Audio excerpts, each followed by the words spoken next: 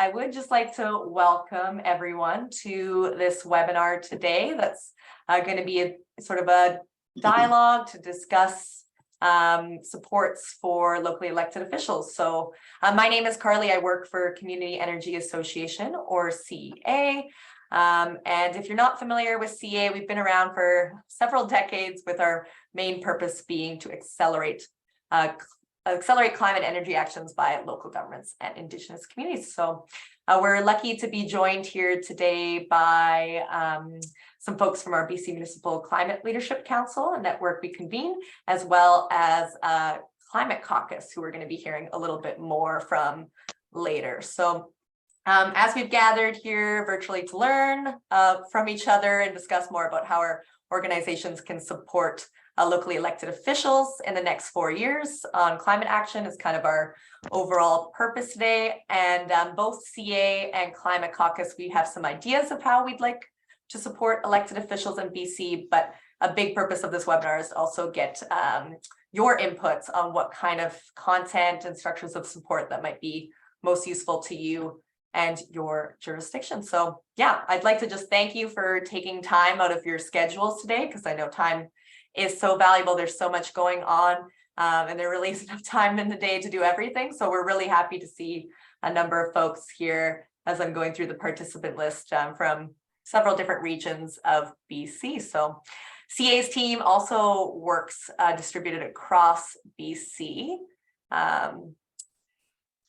You can see here that there's actually 21 different communities then in BC and Alberta that CEA staff reside in. And also on the right side of this graphic, you can see a lot of the different communities that CEA has had the opportunity to work in. So because we carry out our work in a large region, we also acknowledge that that it's on the traditional territories of several Indigenous nations. And a large focus of our work will be to continue to look at regional collaboration and how we can commit to seeking meaningful and sustained relationships with Indigenous communities going forward. So just to welcome everyone and give a little bit of focus to the land and where we are, as I know we're coming from different places.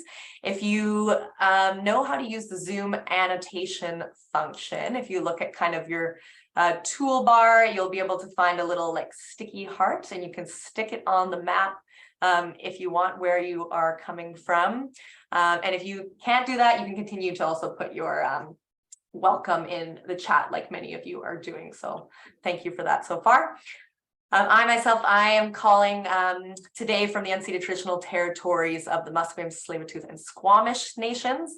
And like I said, our CEA staff were lucky to be so distributed and cover a number of different regions. If you haven't heard of this resource, this map is a screenshot from a resource called nativeland.ca. And it's a really awesome way to kind of explore where you are and the different territories that exist there. So it's a global resource. You can type in your address and move around and look at that a little bit more closely. So I would recommend doing that. Just give another moment for people to find themselves on the map there.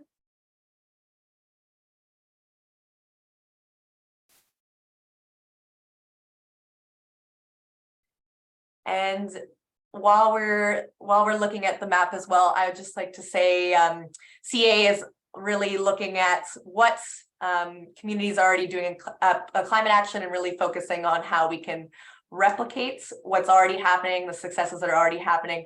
And we're also with that looking at some of the awesome work and examples of Indigenous leadership, such as the BC First Nations climate strategy and action plan that I would like to highlight a little bit more today. So probably some of you have already looked at this plan, but the First Nations Leadership Council, they've created a first of its kind climate action strategy and an action plan. So it looks at sort of 5 guiding principles, 4 priority pathways, and 20 urgent calls for climate action, all recognizing that Indigenous people and their traditional territories are being disproportionately affected by climate change. So the First Nations Leadership Council is actually made up of 3 different organizations. So the BCAFN, First Nations Summit, and Union of BC Indian Chiefs. And CEA recognized this plan for a Climate Energy Action Award this year. This is a picture of the Union of BC Municipalities Convention and the political executive from these organizations accepting that award.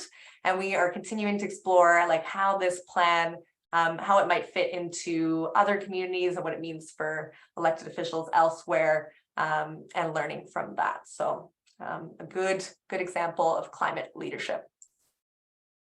For our agenda today, we have a mixture of content presentations and breakout rooms. So we're actually going to start off in a little bit with a breakout room, a chance to connect with our peers, and we're also going to have a breakout room later. So a lot of the presentations you'll hear are from CEA and BCMCLC and Climate Caucus on what opportunities there are to get involved.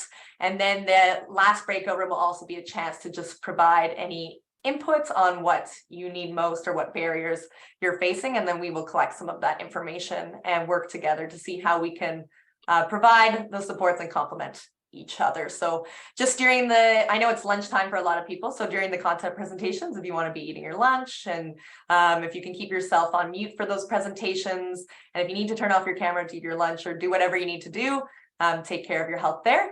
And then in the breakout rooms, we ask if you can to keep yourself off mute and cameras on to participate and connect with your colleagues there. At any point, you can continue to use the chat if you have questions during the presentations. And after the presentations, we'll also have a chance for some questions for the speakers as well, and further discussion in the breakout rooms. So that first breakout room, just like if we were in person, we would want a chance to connect with one another and catch up. So I'm gonna, Sam is actually, one of my colleagues, Sam here, is gonna put us into breakout rooms, and we've got a bit of an icebreaker question for you that I will put in the chat. So you'll be in breakout rooms. Zoom will virtually automatically move you away, and we'll have a question. If you were suddenly given $10 million to move climate action forward in your community, what do you think you would do? And there's no strings attached or reporting requirements to this $10 million. So we are hoping to just kind of invite some big thinking and get a little creative and not be so bogged down in the barriers that we often are facing. So with that, I will say the breakout rooms are randomly assigned. There's a mix of staff, elected officials, partner organizations here, so it's a chance to connect a little bit further. Welcome back, everyone. Thanks for participating in that first breakout room and getting a chance to connect, even if we are virtual. It's still, I think, very, very valuable to take some time to do so. We're going to head back into some of the content presentations now. Should just take me a second to get ready here.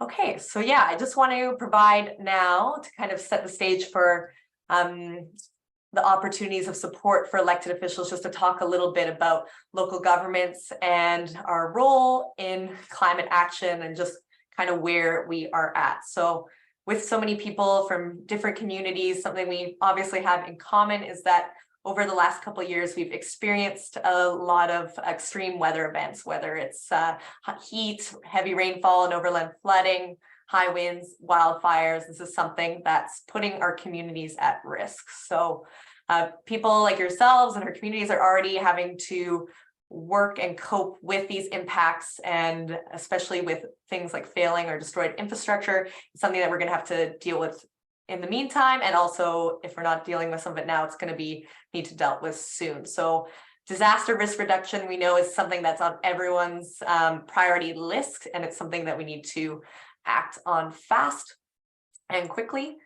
And with local governments being kind of at the forefront of addressing climate change and experiencing those impacts, it's good to note that we also actually have quite a bit of control on those emissions. So as you may know, 50% of emissions are actually controlled or influenced by decisions from local governments and the decisions that they make. And these actions on the top right of the graphic, close to the top, are those high impact actions that can have a big influence over those emissions. So that's definitely the fact that we do have some impact on the community level is partly why should we act. Also, all levels of governments from local, provincial, federal, we all have to take action, and there's actually mandates to do so. So at the BC provincial level, through the Clean BC roadmap to 2030, there are outlined pathways for us to halve our carbon emissions by 2030.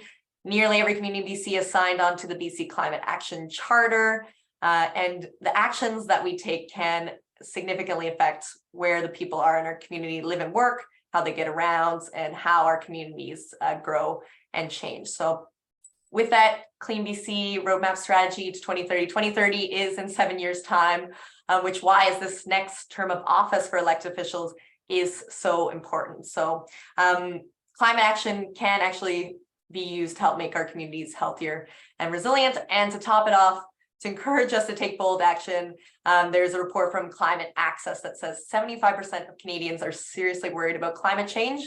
So that encourages us to make those big, bold changes. A note about where our emissions are coming from at the community level. In BC, most of the emissions come from burning fossil fuels. So if we actually, those fossil fuels that are used to drive us around and heat our homes, so there's significant reductions that can come from electrification. So it's not the only solution to the problem, but it is a big part of moving the dial on climate. As well, just so you know, in terms of public support, there's a report from Advocacy data that outlines that 71% of the Canadian public is now convinced that energy transition is inevitable, and 81% of Canadians are highly supportive of shifting to clean energy. So with that in mind, what we would suggest at CEA is taking some actions that we call the big moves. So the big moves, they are big moves that will help us to reduce carbon emissions, and they fall into categories like land use, transportation, buildings, and waste. So when we're thinking about local government controls, these are the highest impact moves that will help us to halve our emissions by 2030. So CEA, we use these big moves. We're here to help implement them, and they won't necessarily look the same in every community. So applying those big moves to things, that specific community context, such as size, location, climate, and the capacity of that jurisdiction.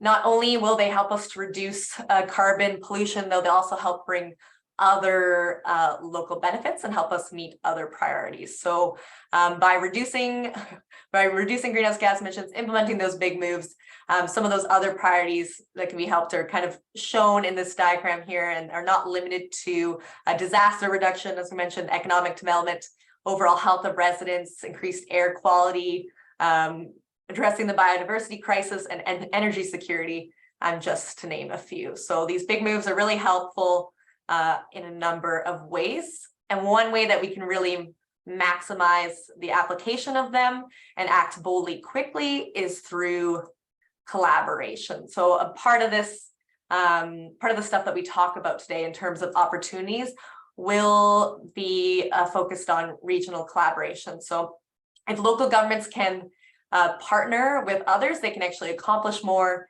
and reduce risk. So it allows communities to leverage funds and expertise to get more done.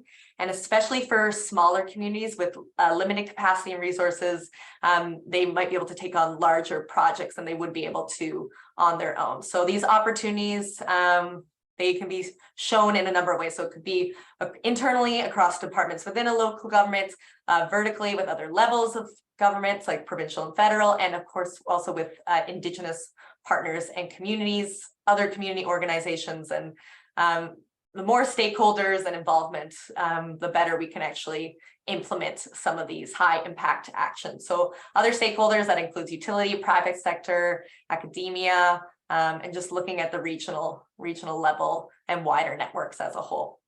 Not to mention that regional impacts aren't only experienced within a jurisdiction, they don't end at those borders. So risks and natural disasters and the impacts of climate action don't have boundaries. So by acting as a region, we can make sure our communities are climate ready communities, which is the center of that chart there.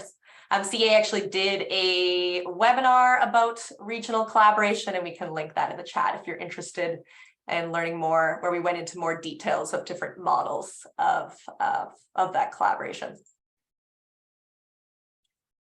So with all that, there is a lot of opportunity to work together. And I just want to emphasize that a lot of the point of these presentations you're going to hear from is to let you know that you're not alone, and by working together, it'll actually allow us to act more boldly in a short period of time. So both CEA and BCMCLC work together, and we're also working closely with Climate Caucus, who we're going to hear from in just a moment. And yeah, I just to put a little bit of context into how both of Climate Caucus and CEA and BCMCLC work together, I will actually just invite Councillor Jessica McElroy to give a little bit of a introduction to them both, because she's actually been a part and a leader in both Climate Caucus and BCMCLC, which, if you don't know, BCMCLC is the BC Municipal Climate Leadership Council. So I will pass it over to her and stop screen sharing so she can say a couple things. Great, thank you, Carly. And yeah, just a couple of brief remarks. Lovely to see you all today. My name is Jessica McElroy. I'm a councillor in the city of North Vancouver, which is the unceded lands of the Squamish, Tsleil-Waututh, and Musqueam people. And so I'm entering my second term. And 4 years ago, I was elected with climate as being an important part of my agenda, but a lot to learn on how local government really worked and functioned, and what the role of local government was in the details of climate. And so anything that had the word climate in it, I grabbed it and got involved. And so I sat on the Metro Vancouver Climate Action Committee, hope to still be there this term. I chaired the city's climate task force. I joined the BCMCLC, and I joined Climate Caucus, and I grabbed it all and tried to see where I could find some linkages and support. And the BCMCLC has definitely been a valuable place to have all of these really well designed and thought out supports that Carly has gone through, and long-standing relationship with the province and long-standing recognition of leadership on climate action. And as I was thinking of this, I thought of a small sort of quote or remark that always helps me continue to remain focused and optimistic on this work. And I think it was actually Zipporah Berman who said it in a meeting I was in, that leadership matters and every ton matters. And so no matter how big or small you are as an organization, that every ton of movement and action on emissions reductions matters, and every piece that we can do to move the dial in leadership shows what others can do and should be doing. And I think the BCMCLC and CEA have always done that and provided that. And then on the Climate Caucus side, we're joined by a few Climate Caucus members and staff, and the founder, Rick Lockenberg, who's with us today too. And it was a wonderful kind of more grassroots, scrappy kind of beginnings 4 years ago of bringing together interested electeds that has grown to a network that's across the country, and it's a great place for us to share everything and all things, and be able to have the opportunity to move everybody along no matter where they're at in their climate journey. So it really provides a great open space to share stories, to share our woes sometimes, and shed a few tears at moments and frustrations, but also access supports and resources and best practices where we can. So I'm looking forward to continuing to work with both organizations this term and see how we can work more closely together across them. Thanks. Excellent. Thank you so much for that context. And this will be actually a good time to transition to Alex's presentation from Climate Caucus. So Alex, if you want to prep that, I will just give you some time to do that. And Alex, she's the executive director of Climate Caucus, and I believe she's been involved since October 2020. And as she's getting ready to screen share, I will just let you know that all the slides and a bunch of different resources and links will be sent out after the webinar, so you don't have to worry about getting everything from the chats. So everything will be sent out after, just to reassure. All right, and over to you, Alex. Awesome. Thank you so much for the introduction, Carly.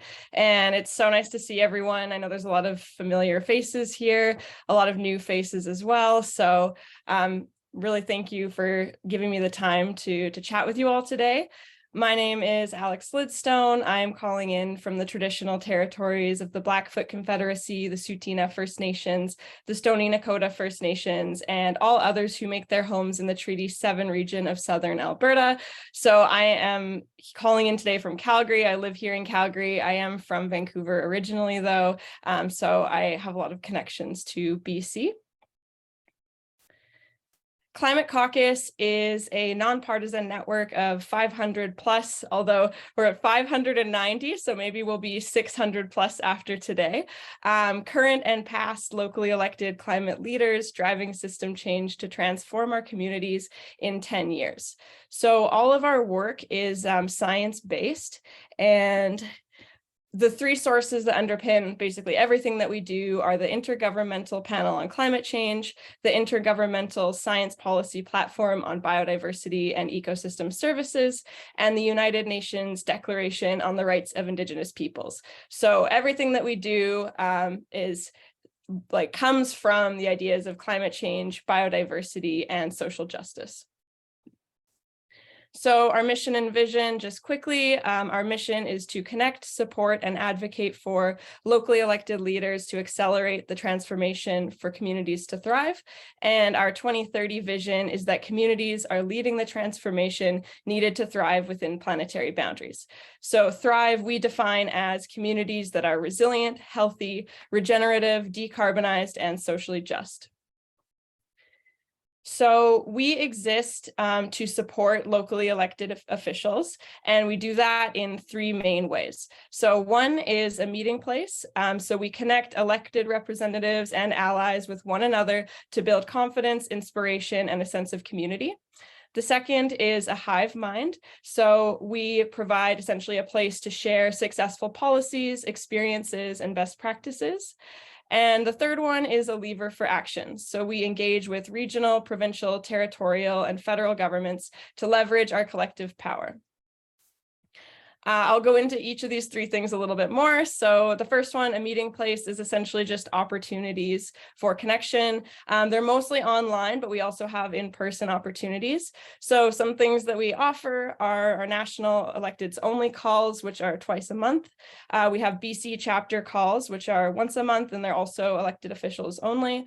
We have national all caucus calls, which are, we welcome our allies there. So those are our sort of NGO friends, academics, and just community members who are keen on getting involved. And those ones are a little more like a webinar format. We have our annual summits. Our next one is February 6th, 2023, so you can check that out. And we have our FCM and UBCM meetups, which are in person during the time of those FCM and UBCM events. And then finally, we have our Facebook group, which provides sort of an online way of communicating with people between calls. And these photos are actually from UBCM and FCM meetups. This one was UBCM back in 2019. And these two are from FCM of this year. This is Councillor Maren Lowen from Saskatoon, and this is Councillor Shannon Zakidniak from Regina. And both of them were really excited to present on their climate strategies to the wider network. So our second pillar is resources, essentially. Our main resource is our handbook, which is like a living source, living open source document for everyone to share. It includes shared information and experiences passing policy, case studies from other members, details on pushback and pitfalls, and sample briefing notes, motions, and bylaws.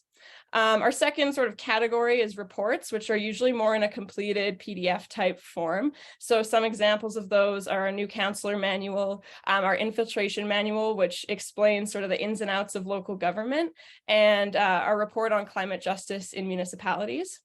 And finally, we have webinars. So we have quite a few over the year.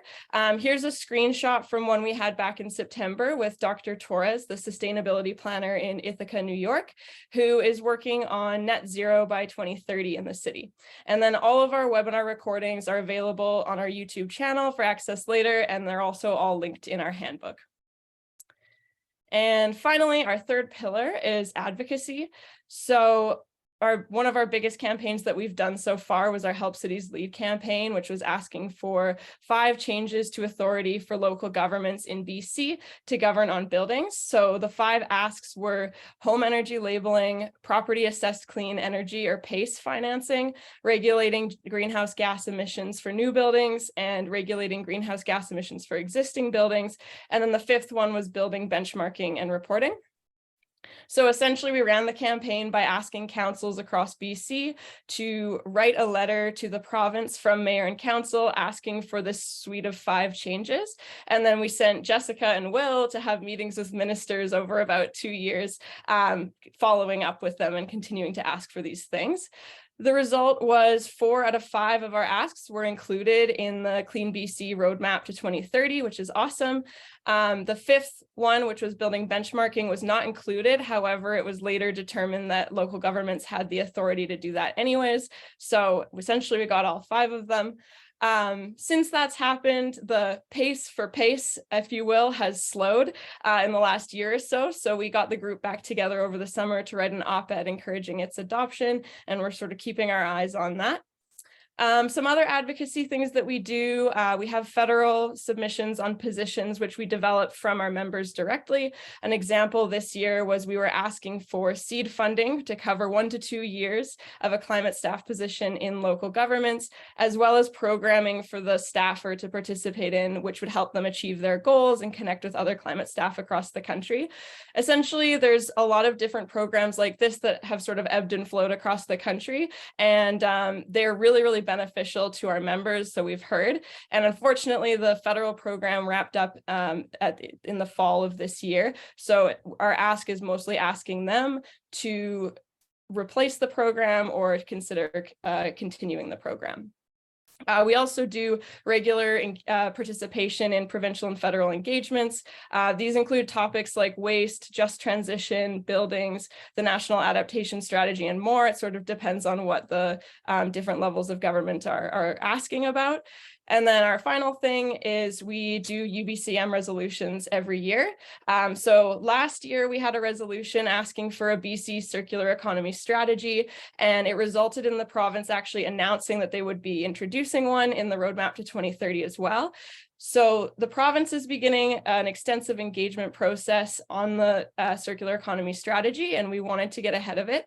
So along with Zero Waste BC, we hosted engagements with locally elected officials, staff, First Nations, and NGOs to understand what would be needed in such a strategy.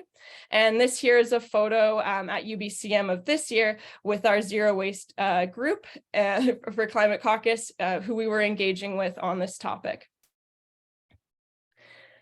So what is unique about Climate Caucus? A few things. Members join as individual elected officials, which means that since they're not joining as full councils, we're able to be a little bit more progressive. We are grassroots, as Jessica mentioned, and we'll always be grassroots. And I think that that really shines through in our resources that we provide for folks. We are by elected officials for elected officials, which means that we have a very small staff capacity, only about 2 or 3 staff. However, we spend all of our time essentially producing what is asked for from our members, and we like to go back to our members' needs continually as we decide how we're going to move forward on things. Advocacy that we do is all elected to elected, which I think makes a really big difference when we're sending locally elected officials to go speak to ministers or MPs about certain things, because it is coming from another elected official saying, hey, we're just trying to help you reach your targets as well. These are the things that we really need to do our job, and there's kind of an understanding there. And finally, we are a network of both elected officials and allies. So the network part is really important. I think we, as I mentioned, have a very small staff, but we can usually find answers to any of your questions, or at least an expert to connect you with quickly by reaching into our network. These are some testimonials. I don't have like a huge amount of time, so I'm not going to read through them. But as Carly mentioned, the PowerPoint's going to be shared around, so you can have a look through after if you're interested. All right, so get involved. There's lots of ways to get involved, so please don't feel overwhelmed. You can basically plug into whichever parts of the network are helpful to you at that time. And just know we don't expect you to come to everything, and you don't even have to receive all of the emails or anything like that. There's really no pressure. You can just tap in when it's useful to you and tap out when it's not useful to you. Some ways that you can get involved are you could come to one of our calls. You could come to the summit on February 6th, which I would highly suggest. It's going to be a really great way to kick off the term. And it's going to be in BC, in Richmond. You could check out an FCM or UBCM meetup, which will be happening in person at both of those events later in 2023. If you want to get involved in any of our resources, our handbook is all available online. You can check anything out on our website. You could subscribe to the newsletter to keep up to date with things that are going to be happening. And you can attend any of our webinars, which are all listed in our newsletter, and our events are also on our webpage. And finally, under our advocacy, some ways that you can get involved are you could join our Help Cities Lead campaign. And if you're interested in that, you can just reach out to me or Jessica, and we can give you more information. Or you can participate in our advocacy engagements throughout the year. So I'll be sending around surveys, asking questions like, what do you need us to advocate on? What are your hot topics this year? And then asking more specifics about that to help us really strengthen our position to the provincial and federal governments.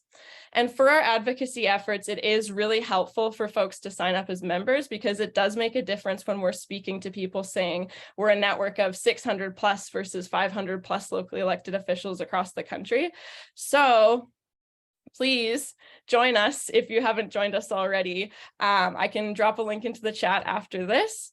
And if you have any questions, you can reach out and email me. My email is there, or you can check out climatecaucus.ca. Thank you. Excellent. Thank you so much, Alex. That was great.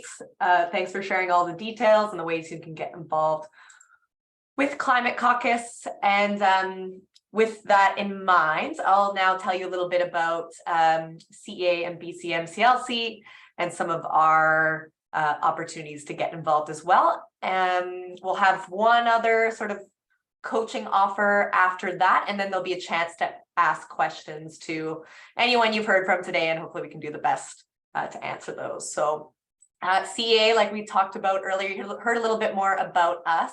But CEA is going to be presenting actually at that Climate Caucus Summit that Alex just mentioned. So we'll be doing a workshop in the morning, building off some of the content you heard earlier about local governments and climate action, and also workshopping how you can apply it to your own communities and regions. We'll also go through our network of elected officials, which is called the BC Municipal Climate Leadership Council, that we convene. And then we'll also talk about some of the regional networks that exist through CEA, that CEA convenes and acts as kind of a secretariat role, and just some other resources and tools that are available. So yeah, Climate Caucus Summit is one of the upcoming training opportunities. We're also going to be presenting at the Local Government Leadership Academy seminars, or Local Elected Official Seminar Series, sorry. So there's a couple sessions through February and March. CEA will be presenting a workshop at each one of those, also diving into that content a little bit more. So that's another place you can get some of that training. It's offered every 4 years.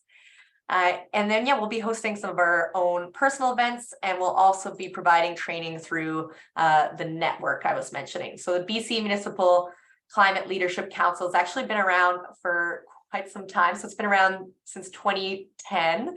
It's included elected officials from every region of BC. And you can actually see some more throwback photos at the bottom of this slide, the two lower images. And then the top image is actually a picture of the group from the recent UBCM convention, where we hosted a minister's lunch looking at how local governments and the province can collaborate on climate action. So BCMCLC, it's composed of locally elected officials and supported by CEA. It fosters peer learning and support, and provides has provided a forum for collaboration with other levels of government. So we will continue to work on a lot of different things that BCMCLC has worked on previously, and we'll make sure that's complementing what Climate Caucus is doing.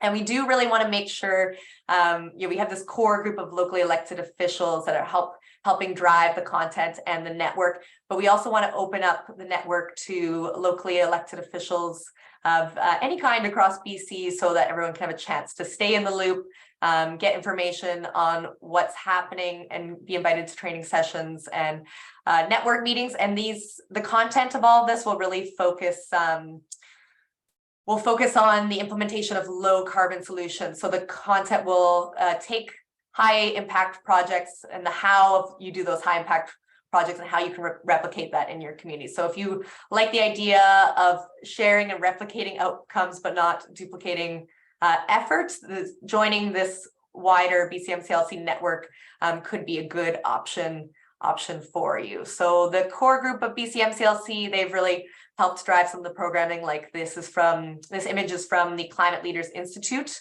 that we hosted earlier this year with BCMCLC, and it was open to elected officials across BC. So this is kind of a group shot, and elected officials came together for some of that peer mentorship and support that I've been mentioning. And we would like to continue to provide those opportunities to share high impact solutions. So we're going to put, there's already in the chat a link to the BCMCLC application form. So kind of similar to what Alex was saying, is like you want to make sure there's opportunities for you to tap in and tap out, as Alex said, in what you want to be involved in, because there is so much you can be involved in, but we're going to be very clear of what kind of events are happening, making sure they coordinate with each other, and then just making sure you have access to what that event is about if you just want to get like the recording of the event or meeting and the details of that, but also having the opportunity to come and engage and learn from each other. So that's going to be a big focus. We're going to be working on sort of the terms of reference for this group going forward over the next 4 years. So if you're interested at all, just fill out that short application form and we will get in touch with you on how to take the next steps to get involved. So that's a provincial wide elected official network that will complement with what Climate Caucus is doing. But CEA, we also convene networks for staff, just so you know as well. So staff that's based on topics like EVs and buildings, and also based on regions. And there are actually some regional networks, depending on where you are, that you might be able to get involved with. So we're trialing some different models of that regional collaboration. As I've said, it's a focus. So I want to just take an opportunity to talk a little bit about NorthCan. So I'm just going to check. I don't know, Councillor Amber Hipkiss from District of McKenzie. Oh, she's on the call still. She actually was fundamental in getting this network started. So I'm going to pass the mic over her to tell us a little bit more about what it is. Thanks, Carly. So I'm sitting in the airport in Prince George on a delayed plane. So we were supposed to board a while ago. Hopefully I can get through what I wanted to say before I get called away. So my name is Amber Hipkiss. I'm a councillor with the District of McKenzie, which is on the traditional territory of the Sakanee people of the McLeod Lake Indian Band. NorthCan is Northern Climate Action Network. Rob Van Andrekam does most of the work for this group. We kind of recognize that the North has its own unique set of challenges when it comes to climate work, and that solutions for the North look a lot different than for the rest of the province. We cover a much larger area and have a much smaller population. Our communities are sometimes remote with bigger distances between them, colder weather. And I think maybe there's a little less support, maybe a little less understanding about climate action and climate change. But the biggest challenge we face is the capacity. Most of the communities have 1 or 2 staff members. My community has 1 staff member that has, does it off the side of their desk with a few other roles. And in terms of working on any climate work, and maybe 1 or 2 councillors are working to advance climate initiatives. So there's a big capacity issue. This network is a chance to share information, make connections across the region, leverage the capacity we do have. And then recognizing that the process of building capacity and political will often also involves people and organizations outside of local government. So NorthCan has members from education, health, business, industry, Indigenous communities, NGOs. So together, amplifying local success stories at a regional level, where we can identify more diverse activity, transportation, construction, training programs, energy systems, than if we limited our scope to one community or one local government.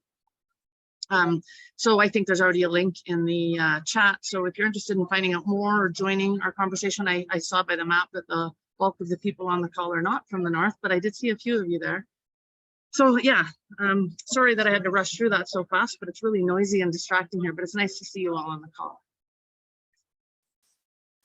Excellent. Thank you so much, Amber, for sharing that. Especially at the airport, we appreciate you taking the time to do so. And if you are interested as well, Rob is on the call today, and he just mentioned that this map shows the distribution of registrants from the first meeting this past spring. So you can also message him, and we're going to link a form to sign up for that Northern network as well. So that'll be in the chat and in the follow-up email. So that's a Northern network. Moving from the north down to Vancouver Islands, I'm going to pass it to another CA colleague or colleagues, Catherine Pierce, who has a lot of expertise in regional collaboration, and she'll talk about an opportunity on the coast. Thanks so much, Carly. Hi, everyone. I'm Catherine. I am joining from Coast Salish Territories, the Nanaimo Territory, Vancouver Island, Nanaimo. And I'm really excited to see so many faces today and share a little bit with you about the Vancouver Island and Coastal Communities Climate Leadership Plan Steering Committee, which is a bit of a mouthful, so VITCLIP as we like to call it. So we've heard a little bit about the benefits of collaboration and some different models of regional collaboration. So here on the island, VITCLIP is sort of a unique format of regional collaboration for climate action that has been driven by locally elected officials in this region. The steering committee is made up of an independent group of local government elected representatives working together to build a shared climate action and resilience plan to 2030 for the entire VICC region, which you can see on the map here. So if you're not familiar with the region, it includes Vancouver Island, and parts of the coast, the Sunshine Coast, as well as Islands Trust. And so I'll just give a really brief high-level overview of how the committee was formed and some of the work that's been completed to date. It all started in 2019 when over 50 local elected officials gathered together as part of an informal meeting at the AVICC conference to discuss their concerns about the impacts that climate change is having and will have to local communities in this area, to local governments and Indigenous communities across the region. And it was recognized that although there's a lot of diversity between communities, there's also so many shared challenges and similarities, and there was a desire to learn from one another and to share best practices. So out of that initial gathering, there was a lot of excitement and interest in working together. And so the steering committee was formed when 3 Vancouver Island mayors pulled together, convened an ad hoc group with local government representatives, elected officials, appointed from each regional district across the region who sit on this committee. And so some of the work that's been done to date, the steering committee really wanted to ground their understanding of the region in data. And so they partnered with researchers at the University of Victoria early in the process. So this is also a really great example of partnering with academia as well. And so UVic researchers completed a territorial analysis of the region and its vulnerabilities to climate change, and also did some work identifying local government priorities for climate action in municipalities and regional districts across the region through a survey in 2020. So you can see on the slide, the highlights report and also the full report are available on the VITCLIP website if you're interested in learning more about that, and we can put the link in the chat if you'd like to check it out.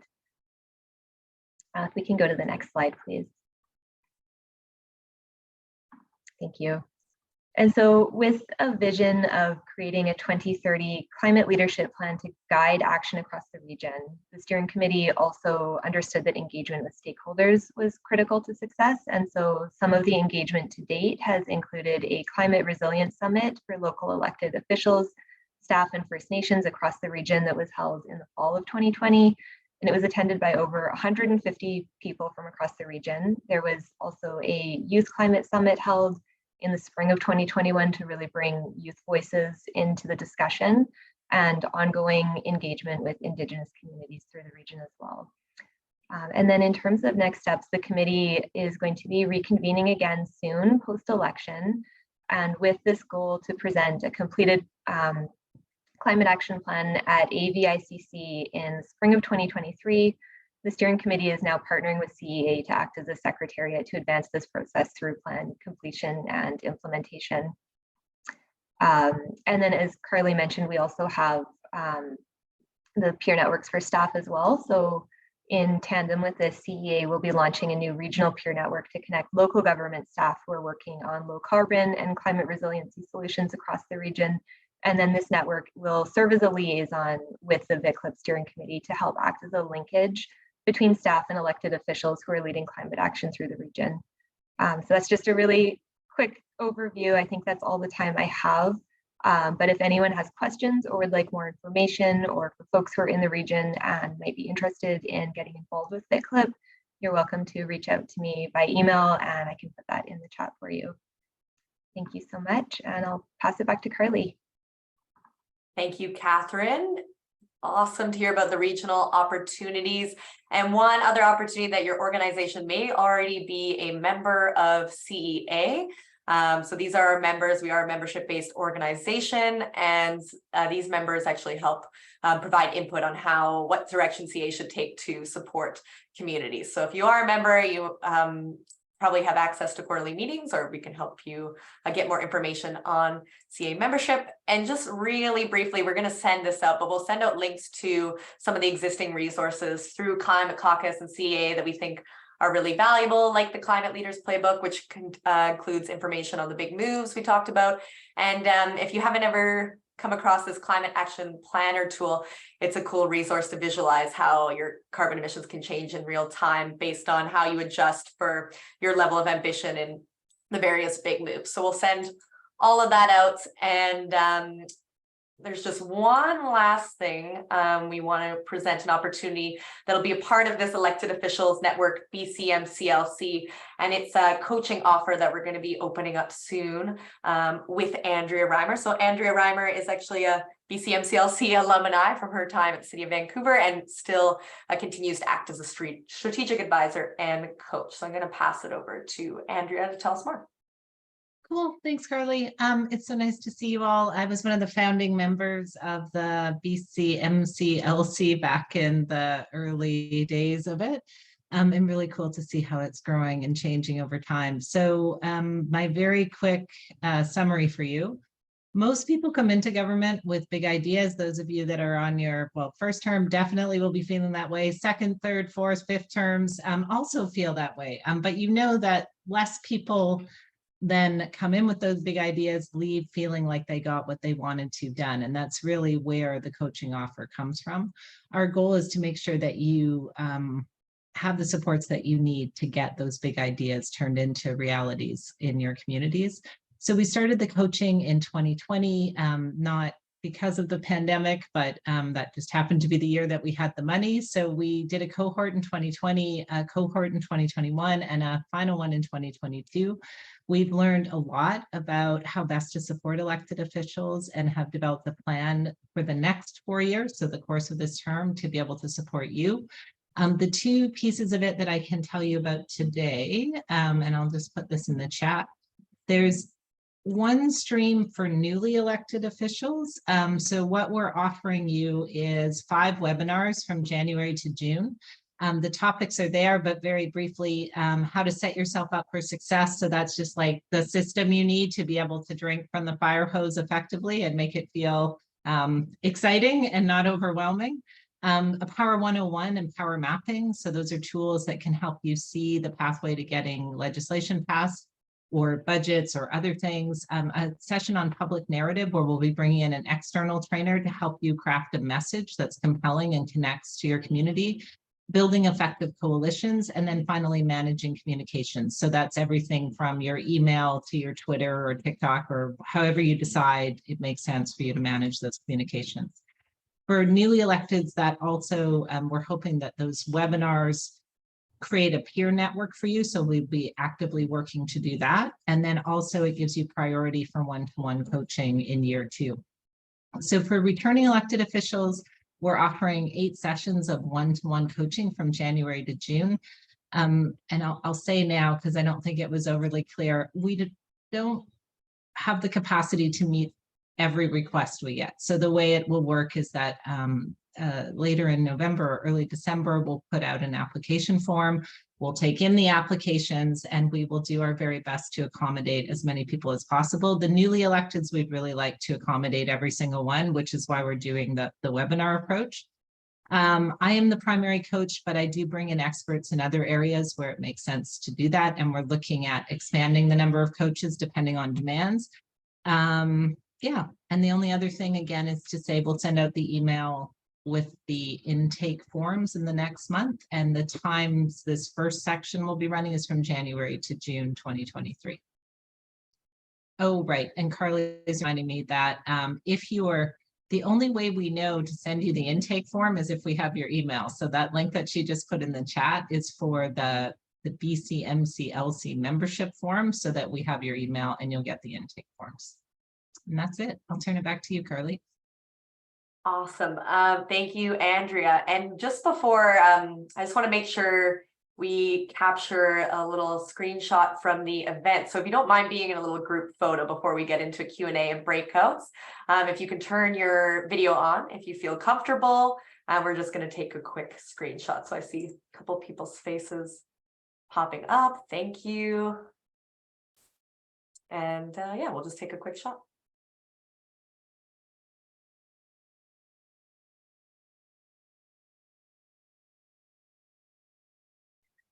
Excellent. Okay, so thank you so much, everyone. Now that you've heard a little bit of this presentation, so we're gonna actually hop into breakout room shortly to talk about the offerings a little bit more and what would be most useful to you. As mentioned, I just will reiterate some of the supports you said that were said here, because that was a lot of information. So we presented some network opportunities, including BCMCLC there. So BCMCLC, there is that form to get involved, which is in the chat. The regional networks, you've heard a little bit more about membership network. If you are interested in the coaching offer, sign up for that BCMCLC form there. Climate Caucus, we'll also send out the link to join Climate Caucus and the registration link for Climate Caucus Summit, as well as those local government leadership academy series sessions. So if this is a lot of information and you just want to talk about what might be most relevant to you and your jurisdiction, you can just email us at bcmclc@communityenergy.bc.ca, which will be the email you get after this webinar. So feel free to just reply. We can set up a call, talk about what's available. So yeah, make great use of everyone's time. So just keep that in mind. Before we go into breakouts, does anyone have any questions that they'd like to ask? And if you do have a question, you can just come off mute and read it out. Hi, I have a question, please. Yes, go ahead. Michael Moses, City Councilor for Williams Lake. For the coaching offers, these are for, what was it? BCMCLC members? Is that correct? Yeah, so just like being part of the wider network of BCMCLC, yeah, if you sign up for that, part of one of the perks will be to get access to that coaching offer. So the exact commitments of BCMCLC we'll outline later, but yeah, there'll be options just to kind of stay in the loop and get the information from the network and then get access to that coaching offer. So Great, yeah, if you you sign up for that form, we will let you know when the intake is open. Awesome, thanks. Any other questions?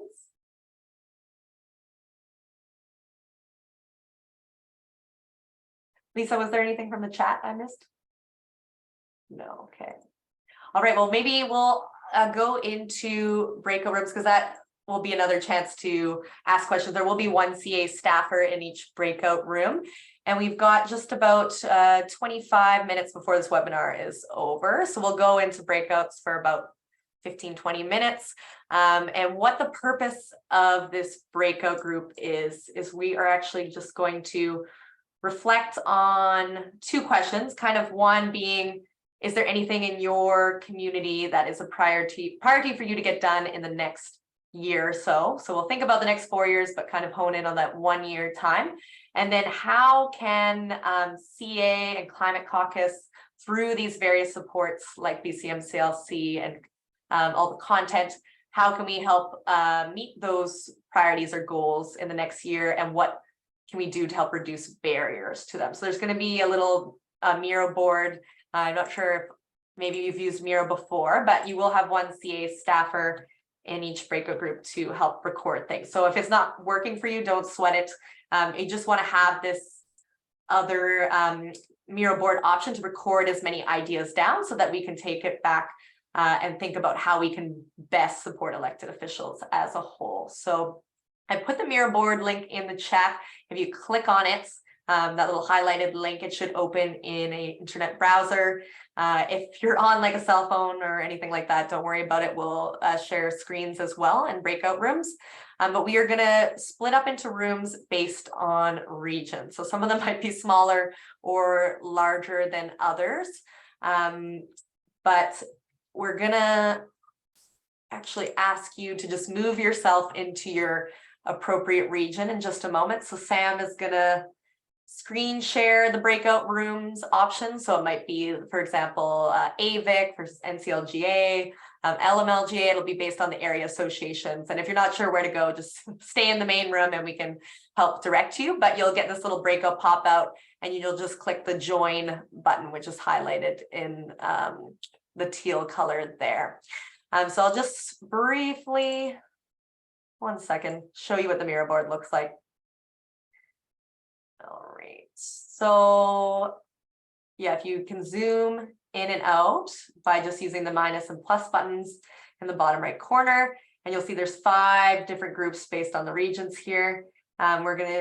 You'll go to your region. So if you're Kootenay boundary region, you would head over to this teal colored one. And we're going to answer these 2 questions. What are you hoping to work on in the next year of your elected term? And how can CEA and Climate Caucus support that?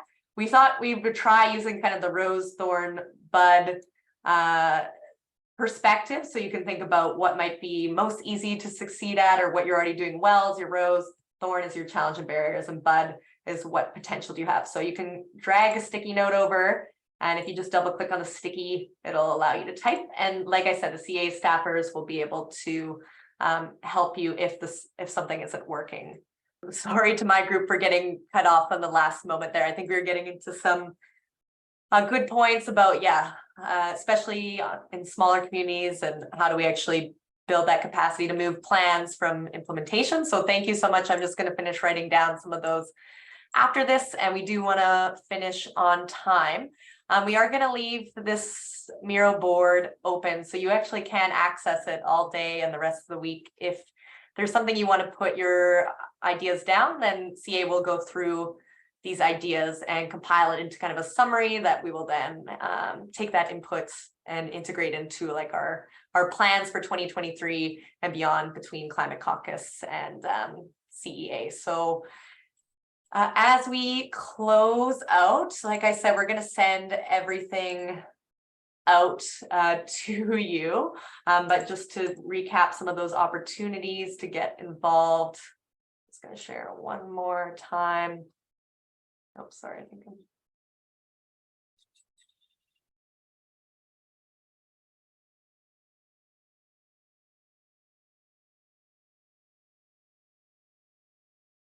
There we go, sorry. So like I said, the BCMCLC and Climate Caucus networks, they are open. You can apply, get involved, and we'll help communicate to you what the topics of the content is in terms of meetings and sessions, so you can figure out what is most valuable to you in your community. There's a bunch of different training like the Climate Caucus Summits and the Local Government Leadership Academy series. If you haven't signed up for our CAE News, some of you have checked that in your webinar registration. That will come out monthly, our newsletter, which will also highlight opportunities going on at CEA and partners we're working with. And like I said, if you really don't know what to do, just next, I can help point you to the right place to go. So just send us an email, bcmclc@communityenergy.bc.ca. Excellent. So yeah, I think that's everything from us. Once again, thank you so much for your time today. Like I said before, time is something we can't get enough of, and we would really like to keep in touch.